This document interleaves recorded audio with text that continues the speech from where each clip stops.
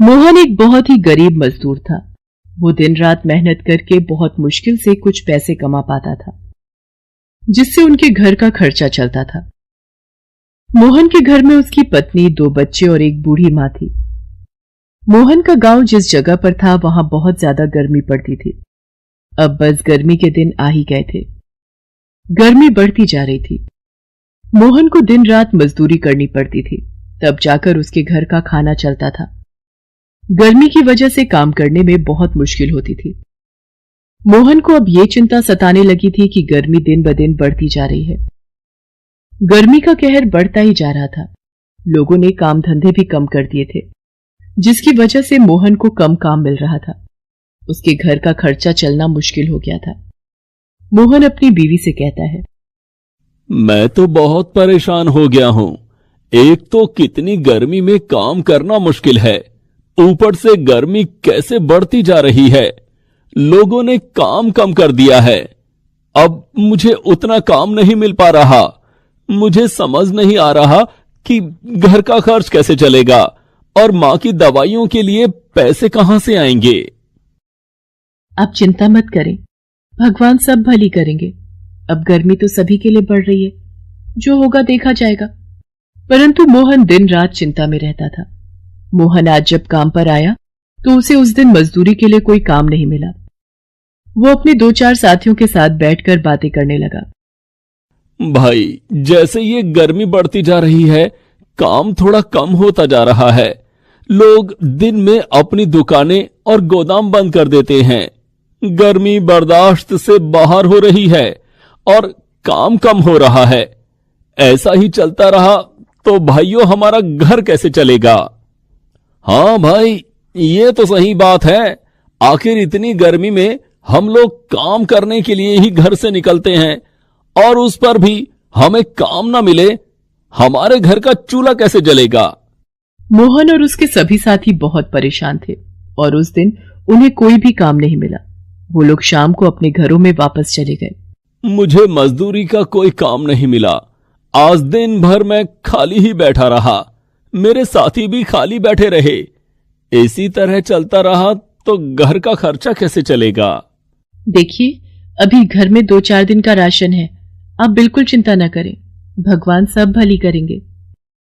अगले दिन मोहन सुबह सुबह मजदूरी के लिए निकलता है। बहुत मुश्किल से ढूंढने पर एक गोदाम से सामान ढोने का काम मिल जाता है। वो रिक्शा लेकर सामान लेने पहुंचता है। उस दिन बहुत भयंकर गर्मी थी। 3-4 घंटे काम करने के बाद मोहन को चक्कर आ जाता है। गर्मी के कारण उसकी तबीयत बहुत खराब हो जाती है और वो बेहोश होकर वहीं गिर जाता है। उसके साथी उसे उठाकर पास में बिठाते हैं और पानी के छींटे मारते हैं। अरे भैया, लगता है गर्मी के कारण मोहन भाई बेहोश हो गए हैं। इन्हें थोड़ा सा होश आ जाए तो हम इन्हें घर पर छोड़ाएंगे।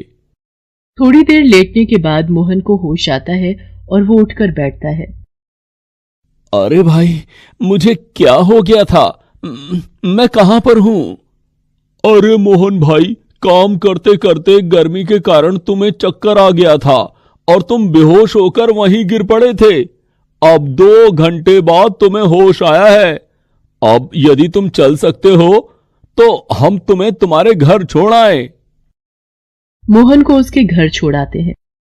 मोहन जैसे ही घर पहुंचता है, उसकी बीवी उसे देखकर बहुत परेशान हो जाती है और उससे पूछने लगती है कि क्या हुआ। अरे, आपको क्या हो गया? सुबह तो आप ठीक ठाक घर से गए थे, फिर ऐसा क्या हो गया जो आप बीमार हो गए? एक तो इस गर्मी के कहर ने मुसीबत कर रखी है। मैं तो वहां काम कर रहा था, पता नहीं कब मुझे अचानक चक्कर आ गए और मैं बेहोश होकर वहीं गिर गया। मेरे साथियों ने मुझे उठाकर मुझ पर पानी के छींटे मारे और मुझे ठंडा पानी पिलाया, तब जाकर कहीं मैं घर आ सका। अब तो मेरे शरीर में इतनी कमजोरी लग रही है कि मुझसे उठा भी नहीं जा रहा।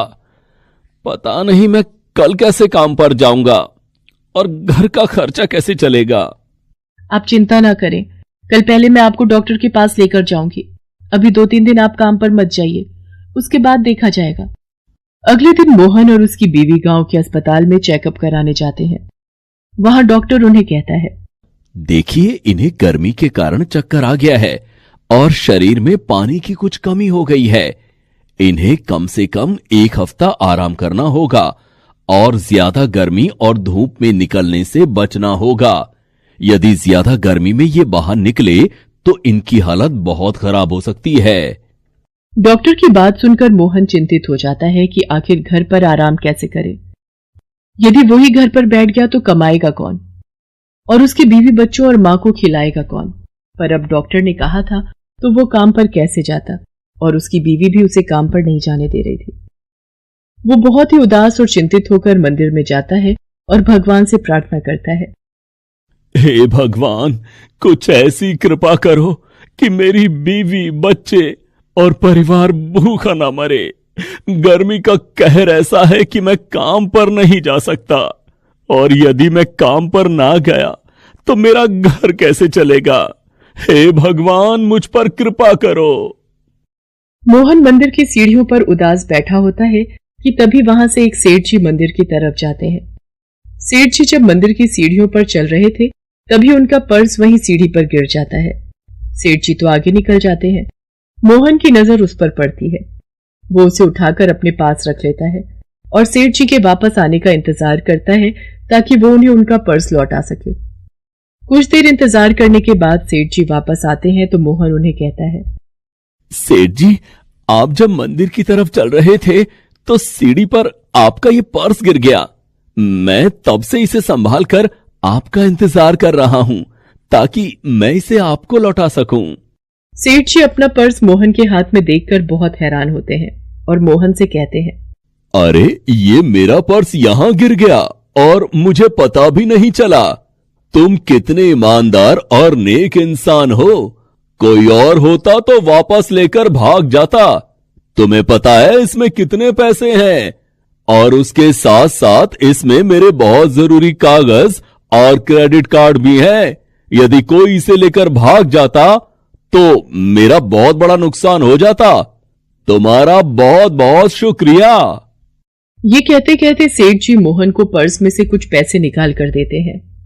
नहीं नहीं सेठ जी, ये आपका था, इस पर मेरा कोई हक नहीं था, तो मैं भला इसे क्यों रखता, और मैं ये पैसे भी नहीं ले सकता। तुम तो बहुत ही ईमानदार और सच्चे इंसान हो। तुम कहां रहते हो और क्या काम करते हो?